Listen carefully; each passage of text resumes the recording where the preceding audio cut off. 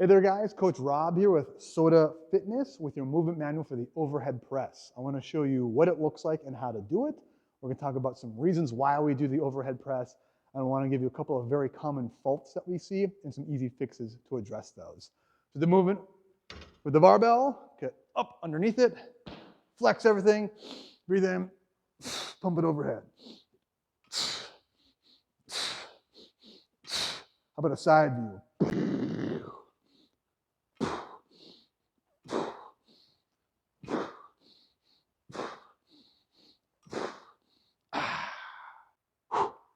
But that's not all. We also have the dumbbell press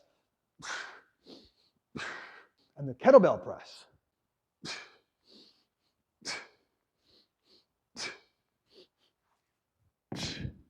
Let's break it down. All right, so first of all, the grip on the barbell. Lots of bits and pieces on this one, but hopefully it's not too bad. Where do you want your hands? Easy one for this one. You're walking down the street, someone jumps out of the bushes and says, boo, and you go, ah, like that. This is about where you want your hands to be. Your thumbs are just in front of your delts. Come under, zoop, like that. Arm position. Usually we've done the front rack position before for the front squat, where I have your elbows way up front like this, so your bar can rest on your delts. Not so with this one. We want your elbows underneath your barbell here. Your thumbs, you can see that I'm wrapping over. You can wrap in front as well. I think this is probably the preferred version. It's a little bit safer, but whatever works best for you and your mobility. My feet are going to be under my hips or under my shoulders. I don't want them super wide out like this. Alternatively, you can also do the split stance as well. But I always want to breathe in, brace my abs, push my head back, push the bar overhead, and then scooch my head through the little window that I'm making with my arms here like this. And then I'm going to reverse scooch as I pull, not just let it fall, but pull the bar back down to this front rack position. Scooch, reverse scooch, scooch, reverse scooch, like that. So, like a lot of big compound movements, this one is a surprise abs exercise. So as I'm pushing overhead, these guys and these guys are gonna have to fire up super duper hardcore in order to keep these guys nice and safe. We talk a lot about core strength. I think that terminology is a little bit overblown. I think dynamic spinal strength is probably a little bit more on the nose for what we were looking for. But back position on that one, we were going to be trying to push, I'll show you the head movement here. From here, push back, boom, you can see my eyes from my gigantic bicep through here, but I'm gonna look back and boom, boom, boom. We're doing this because we want the bar path to be as straight a line as possible from the largest, strongest moving joint, which is gonna be my shoulders here. And I don't want to have to push out here because that's bad physics. I want to push straight up, and to do that without getting some free dental work here, I need to push my head back and push my head out again, like that. And yes, talking about the back, thank you for reminding me. I want to make sure that I'm not leaning back too far like this, because then if I'm standing up straight, you are still just doing this guy in the club, kind of this. We're not clubbing, we're pressing. So we want to make sure that we're straight up and down. That's a common fault. We'll fix that in a second here. If you want to see this with the dumbbells and the kettlebells, rack position with the kettlebells. Here's one I see a lot. Out here, not so much with this one. We don't want a W shape. We want you compact and strong. Think about a boxer's guard up by your face. We're going to be utilizing the magic muscle, your lats. Bring those guys down. If I put a little goblin in my armpits, I'm going to crush them to death. As we push overhead, using your lats for stability is going to create a really strong base for you to press overhead from. We don't want to be a cannon in a canoe where there's nothing from like here down supporting you. That's why we do the standing overhead press for a challenge movement, because it challenges your entire body.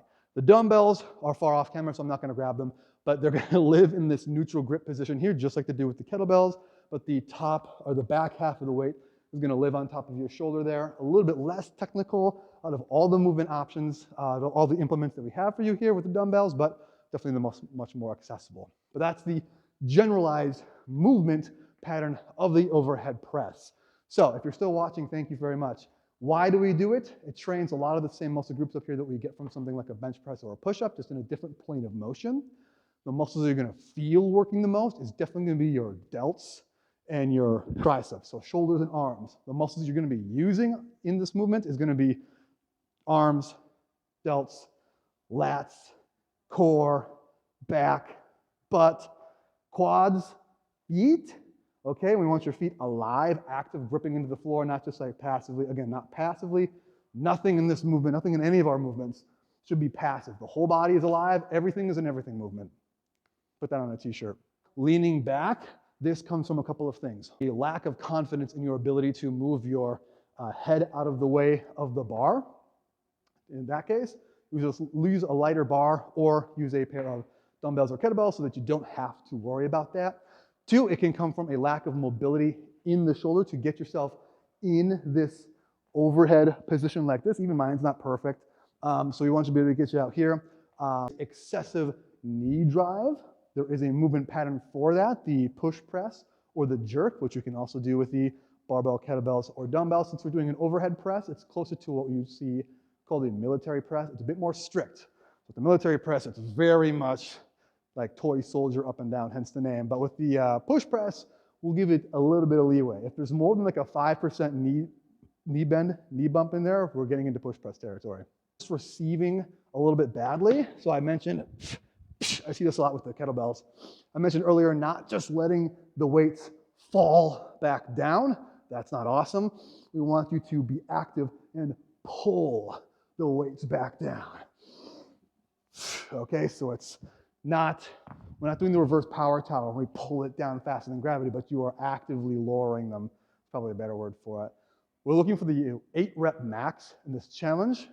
8 RM, you could see the RM as an 8 rep mastery as well. We want you to be able to fully master all 8 of those repetitions before you can really count it on the board for that weight. Let me show you a couple of rolls for the mobility problem solve. So a very fast but still effective mobility solve is going to be with the foam roller here.